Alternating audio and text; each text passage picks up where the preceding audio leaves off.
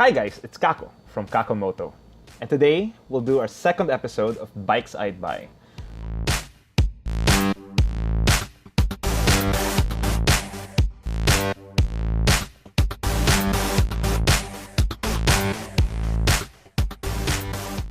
For those who don't know, Bikes I'd Buy is a series that I've been doing that basically I go through buy and sell groups and online classifieds looking for bikes that myself, I would buy if I had the money. So I'm hoping that this will get more people to consider buying a bike. I give you the pros, the cons, and possible tips on maintaining a second-hand bike that is a relatively good buy. So for those of you who haven't subscribed yet, this is my YouTube channel. You can search me on YouTube.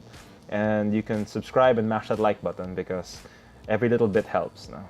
Again, we're back here, Big Bikes Only Sell, Buy, Swap Philippines, and it's my drug. Basically, I spent hours on this site. So let's start it off. Let's look for some bikes that I would buy if I had the money and I was looking for a bike.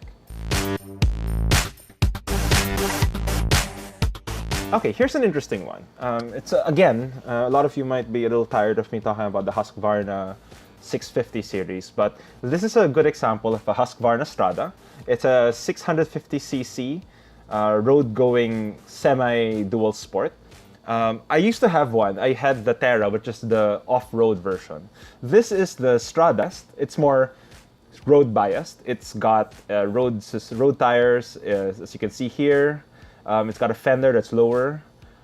It's got a more compliant suspension. So if you're in the market for a dual sport that you can take on the highway and would be reliable for you, the TR650 Strada is a good buy, especially at this price of 189,000 pesos.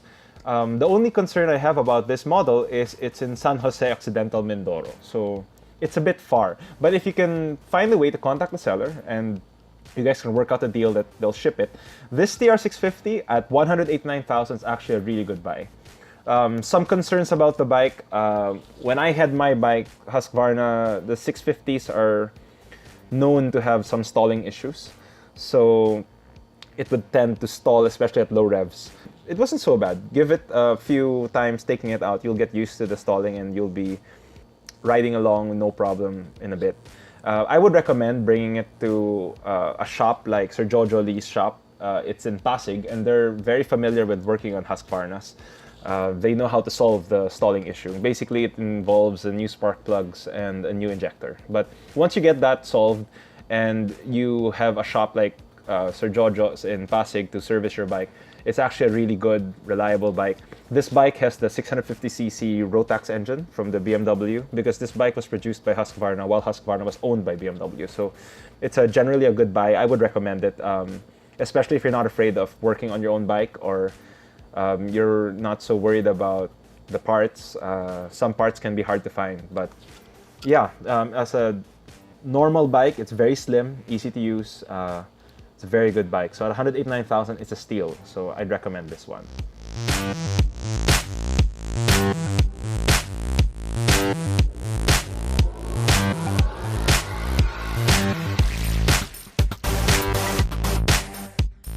Okay, here's one. The Kawasaki Ninja 2017 is now available. I used to have a Kawasaki Ninja. Mine was the 2014 model.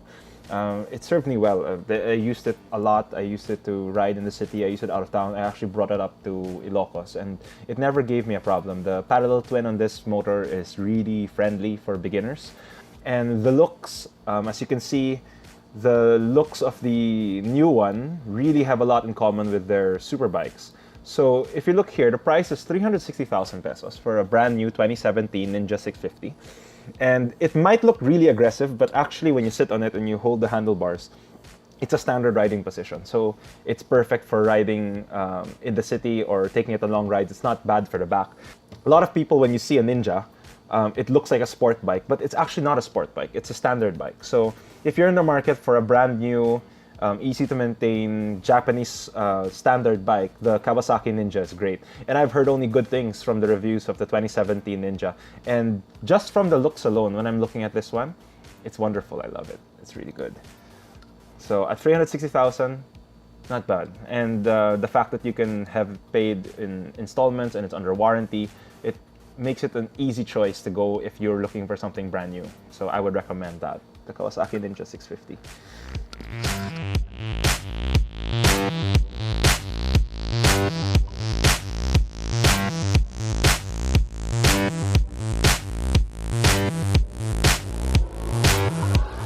This one's an interesting bike. It's the Yamaha FZ1. This is a 2006 model. So you can see here, complete legal papers, which is something important, especially when you're buying big bikes that are a few years old, because a lot of them were smuggled into the country, so you want to make sure that the bike you're buying is legit. It's got 2 original keys, which is good. Tax is paid, which is also very good. They say it's original paint, so if it is, then that's perfect, no? At $395,000, it's a bit pricey, but you have to remember with the FZ1, the bike you're getting is basically a naked bike with the engine from the R1 Yamaha sport bike, super bike. So as you can see here, it revs up to 12,000 RPM. The R1 engine was a little bit detuned for this application, and it's really, really sweet sounding, and it's an awesome bike. Yeah, if you're a fan of Japanese inline fours, the sound they make, the high-pitched wail, this is a really good bike because it's naked, so it's a very easy riding position. I really like the FZ1. I find it a really good bike. At $395,000, yeah, it's a bit pricey, but only a few of them came in. Most of them came in through Caloocan sales by Sir Pipoy in Caloocan. So as long as the papers are good and the bike itself is looking good, this is a bike I'd buy. So highly recommend the FZ1. I'm a big fan of naked bikes that are like this with the sport bike engine because generally they're called Streetfighters, and I'm a really big fan of Streetfighters. So let's keep going. Let's look for one more bike I'd buy. For those of you who don't know, who haven't been watching my show, the Honda Super 4 was my first bike. Now, what I love about the Super 4 is it's a kind of bike that you can start off on. It's what they call the UJM, or the Universal Japanese Motorcycle, because at a certain point in the 80s and the 90s, all these motorcycles looked the same from all these brands like Honda, Suzuki, Kawasaki. They basically had a naked bike with an inline-4 engine, and they were generally above 400cc. So the nice thing about bikes like this is because they're so simple. This is basically carbureted pa. So it's got 4 carburetors, 1 for each cylinder, and it's got that famous inline-4 sound.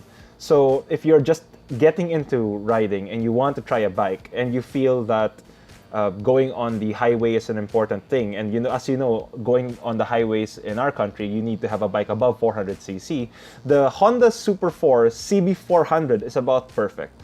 It's a 4-cylinder, 400cc standard Japanese motorcycle. And the good thing about that is, number one, it's Japanese. So you will not have problems with servicing. Basically, every single person who knows how to work on a bike can work on a Super 4. Number two, it's a 4-cylinder engine. So you get that high-pitched wail, your red line somewhere around 11,000, and it just sounds like amazing. If you've never heard a Super 4 take off, you'd be surprised at like what it really sounds like, even if the bike is a 90s model.